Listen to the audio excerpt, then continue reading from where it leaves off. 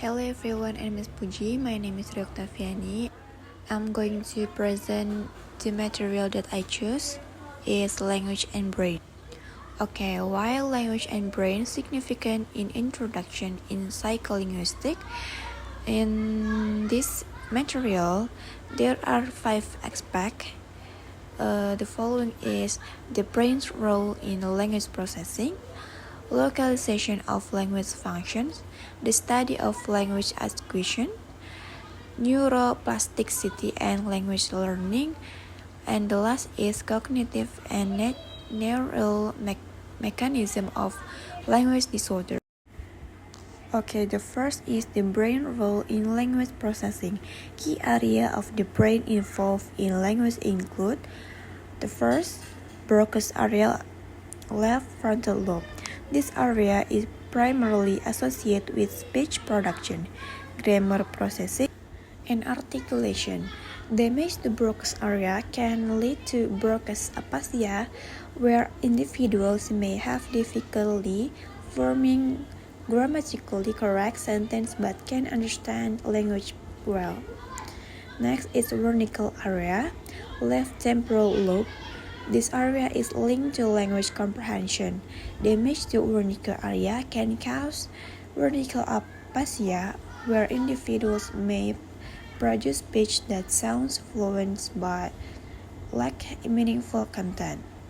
The next is articulate fasciculus. This is a bundle of nerve fibers that connect Broca's and Wernicke's area, allowing for the integration of speech production and comprehension. Description here can lead to conduction aphasia, where individuals can understand and produce speech but have difficulty repeating words of sentence. Okay, next, localization of language function. One of the key insights in psycholinguistics in the concept of localization, which refers to the idea that different cognitive functions, including language, are localized in specific brain regions. Early research into brain lesion, particularly by Paul Broca and Carl Wernicke in the 19th century, revealed that specific language deficits could be linked to damage in particular brain area. Understanding localization is in this way allows psycholinguists to understand how specific cognitive deficits, such as aphasia, dyslexia, or language impairment, can arise from brain damage or developmental abnormalities. It also leads to insight into how brain plasticity may help individuals recover or compensate for lost linguistic function. Next is cognitive and neural mechanism of language disorder. The first is aphasia. Aphasia, damage to specific brain regions like Broca or Wernicke area, can cause aphasia, which manifests as difficulty in speaking or understanding language.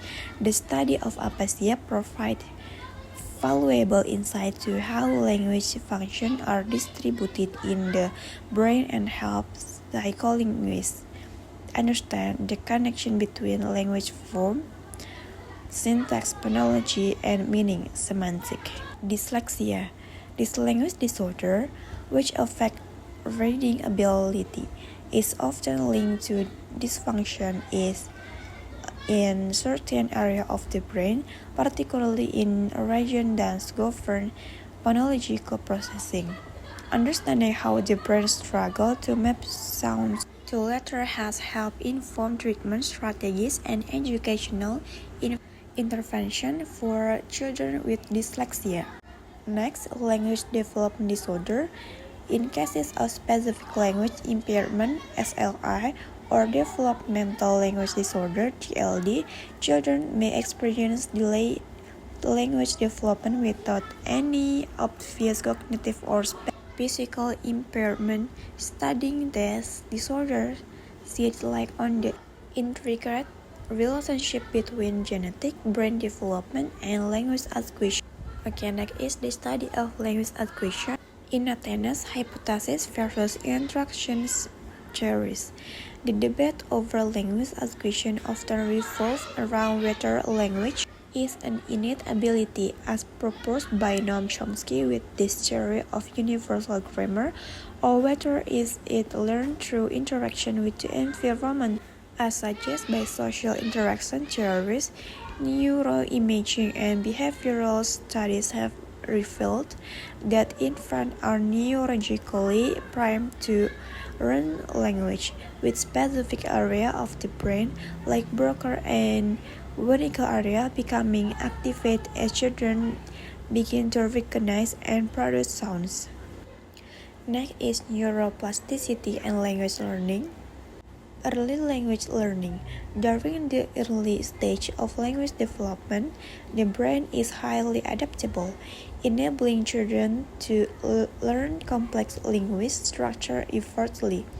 The left hemisphere particularly plays a dominant role in language function, though the right hemisphere is also involved, especially in understanding prosody, intonation, rhythm, or stress pattern in speech. Bilingualism studies shows that the brain of bilingual individuals often exhibit more complex pattern of activation when processing language. For example, bilingual people may have enhanced cognitive flexibility and may be better at tasks involving multitasking, attention switching, and problem solving. Additionally, bilingualism can even delay the onset on age-related cognitive decline, indicating that using two languages can shape the brain in beneficial ways. Recovery from brain injury. Neuroplasticity is also crucial in cases of brain injury when a person experiences damage to the area responsible for language. Example, following a stroke, the brain can often compensate for this damage by reorganizing and recruiting other regions to take over language function. This ability of the brain to rewrite itself is an important factor in rehabilitation and recovery from language deficits. Okay, last is the conclusion from this material. The relationship between language and the brain is foundational to psycholinguistics because it provides the necessary context for understanding how humans acquire, process, and use language.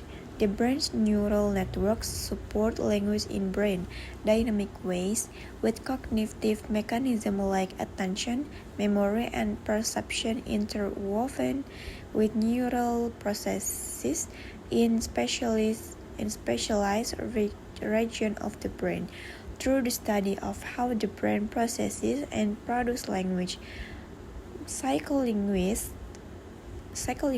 provide valuable insight into human cognition, developmental processes, and the impact of brain damage on language ability.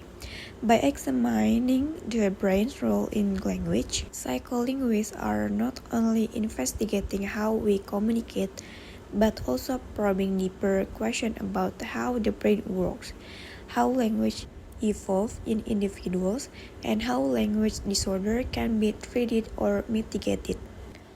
Okay, maybe that's all my presentation.